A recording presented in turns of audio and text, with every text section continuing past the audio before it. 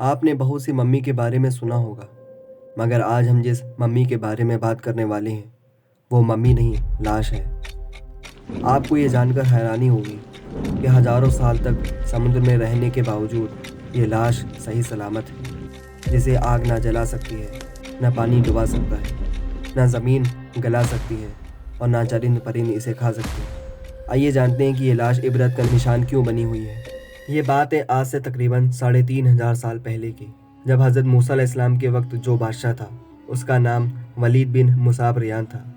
ये असफियान का एक गरीब आदमी था और इसने लोगों से बहुत सारा कर्ज ले रखा था और कर्ज ना देना पड़े इसलिए वो वहाँ से भागकर शाम चला गया। लेकिन शाम में भी उसके लिए कोई काम ना था। उसके बाद कुछ पैसे कमाने के लिए वो शाम से मिस्र आ गया। वहाँ उसने एक गांव में देखा कि गांव में तरबूज सस्ते और शहर में महंगे मिल रहे हैं। उसने सोचा कि ये तरबूज गांव से ले जाकर शहर में बेच दूंगा, शायद इससे मुझे अच्छा मुनाफा होगा। और उसने गांव से तरबूज लिए और शहर की तरफ निकल गया। रास्ते में उसे कुछ सिपाही मिले जो कि उससे टैक्स मांग रहे थे, और जब ये शहर पहुंचा तो इसके पास एक भी तरबूज नहीं बचा। उसके बाद इसके दिमाग में एक बात आई कि यहाँ का कोई कानून नहीं है, सिपाही अपनी मर्जी से टैक्स लेते हैं। फिर उसने सोचा कि वहाँ का जो बादशाह है उस तक पहुँचा जाए, लेकिन उस तक पहुँचने के लिए इसके पास कोई रास्ता नहीं था। लेकिन उस वक्त मिस्र में एक महामारी फैली हुई थी जिससे वहाँ के लोग काफ़ी तादाद में मर रहे थे। फ़िरौन ने इसी का फ़ायदा उठाकर कब्रिस्तान में अपने आप को शाही अफसर बताकर बैठ गया और हर मुर्दे पर 4 दिरहम टैक्स वसूल करना शुरू कर दिया। और इसने कुछ ही दिनों में काफ़ी माल जमा कर लिया।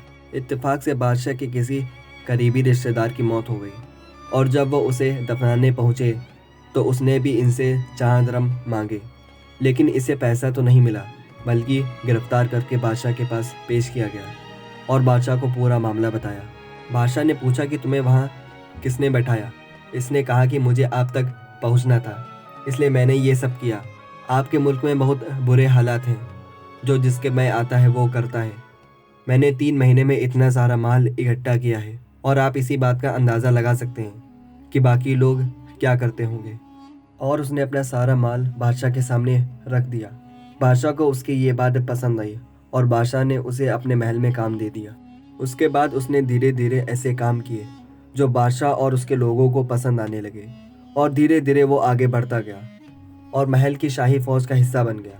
और उसके बाद जब बादशाह मरा और वहाँ की कौम ने उसे बादशाह बना दिया, इस तरह ये मिस्र का फ़िरौन बन गया। बादशाह बनने के बाद फ़िरौन ने लोगों पर सख्त कानून लागू कर दिया।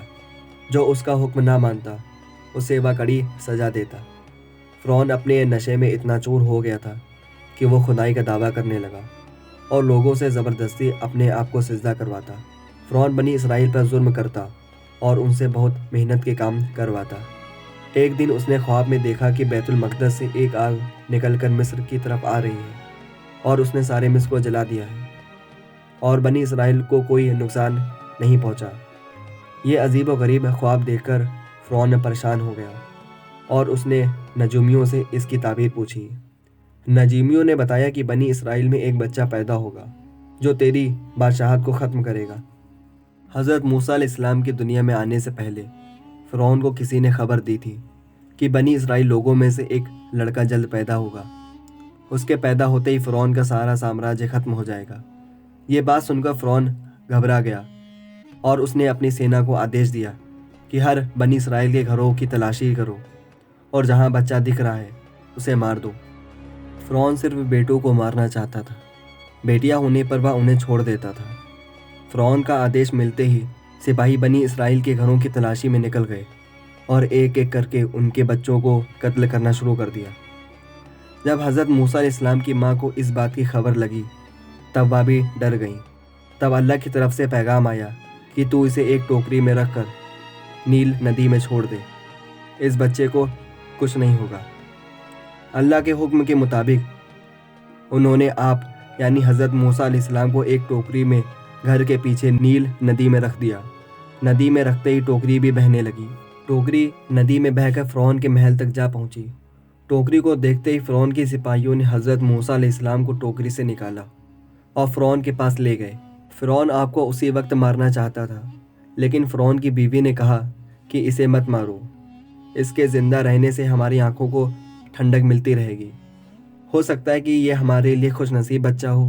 फ़िरौन ने अपनी बीवी की बात मान ली और आपको अपने महल में रख लिया।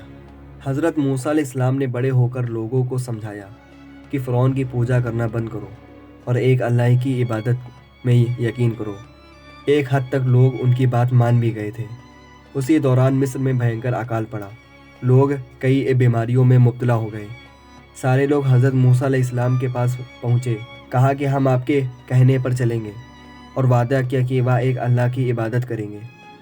जब लोग बीमारी से ठीक होना शुरू हुए और हालत पहले जैसे होने लगे, तब लोग फ़िरौन से डरकर वापस उसकी पूजा में लग गए। उसी दौरान फ़िरौन के जुल्म से लोगों को निजात दिलवाने के लिए हज़रत मूसा अलैहिस्सलाम ने फ़िरौन को चेतावनी दी और कहा कि वह लोगों पर जुल्म करना छोड़ दे और लोगों को गुलामी से आज़ाद करे। लेकिन घमंडी फ़िरौन को इस बात का कोई असर नहीं हुआ। हज़रत मूसा अलैहिस्सलाम ने बनी इसराइल के लोगों को इकट्ठा किया और फ़िलिस्तीन के लिए रवाना हो गए, क्योंकि वो सभी इजरायली लोगों को फ़िरौन के जुल्म से निजात दिलवाना चाहते थे। जब फ़िरौन को आपके फ़िलिस्तीन जाने का पता चला, तब वह एक विशाल सेना के साथ आपका पीछा करने लगा। जब मूसा अलैहिस्सलाम बनी इसराइल के लोगों के साथ लाल सागर तक पहुँचे, तब आपके पीछे फ़िरौन की बड़ी सेना थी जो आपको मारने को तैयार थी, और आपके आगे गहरा समुद्र भी था। बनी इसराइल के लोगों ने मान लिया था कि अब फ़िरौन उन्हें मार देगा।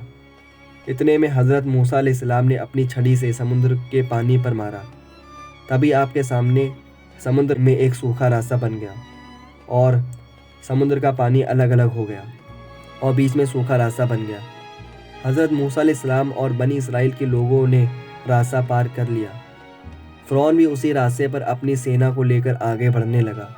तभी अचानक से रास्ता बंद हो गया और फ़िरौन और उसकी सेना समुद्र में डूबकर मर गई। अल्लाह ने कुरान के सूरह यूनुस में फरमाया है, इसलिए हम तेरे जिस्म को बचा लेंगे ताकि तू अपने बाद वालों के लिए निशानी हो जाए। बेशक बहुत से लोग हमारी निशानियों की तरफ से लापरवाह रहते हैं। फ़िरौन के डूबने के लगभग 3000 साल बाद 1898 में उसकी लाश मिली। डॉक्टर मॉरिस बुकाय फ्रांस के सबसे बड़े डॉक्टर थे और उनका धर्म ईसाई था। सभी को इस मृत लाश का रहस्य जानने की उत्सुकता रहती थी। इसीलिए इस शरीर को 1981 में साइंटिफिक रिसर्च के लिए फ्रांस मंगवाया गया और इस शरीर पर डॉक्टर मॉरिस बुकाय ने रिसर्च की। रिसर्चों से डॉक्टर मॉरिस ने निष्कर्ष निकाले कि जिस व्यक्ति की ये लाश है, उसकी मौत समुद्र में डूबने के कारण हुई थी, क्योंकि डॉक्टर मॉरिस ने उसके मृत शरीर में से समुद्री नमक का कुछ भाग मिला था। साथ ही ये भी पता चला कि इस व्यक्ति को डूबने के कुछ ही समय बाद पानी से बाहर निकाल लिया गया था। लेकिन ये बात डॉक्टर मॉरिस के समक्ष अभी भी एक पहेली थी कि आखिर ये शरीर अपनी मौत के हज़ारों साल बाद भी गल सड़कर क्यों नहीं नष्ट हुआ। तभी उन्हें अपने एक सहकर्मी से पता चला कि मुस्लिम लोग बिना जांच रिपोर्ट के सामने आए ही ये कह रहे हैं कि ये व्यक्ति समुद्र में डूबकर मरा था और ये लाश उस फ़िरौन की ही है जिसने अल्लाह के नबी हज़रत मूसा अलैहिस्सलाम और उनकी कौम को कत्ल-ए-आम करना चाहा था। क्योंकि फ़िरौन की लाश के बचे रहने और उसके समुद्र में डूबकर मरने की बात उनकी कुरान मुक़द्दस में लिखी है, जिस पे वो यकीन करते हैं। डॉक्टर मॉरिस को ये सोचकर बहुत हैरत हुई कि इस लाश के समुद्र में डूबकर मरने की जिस बात का पता मैंने बड़ी बड़ी एडवांस मशीनों की मदद से लगाया था, वो बात मुस्लिमों को पहले से कैसे मालूम चल गई।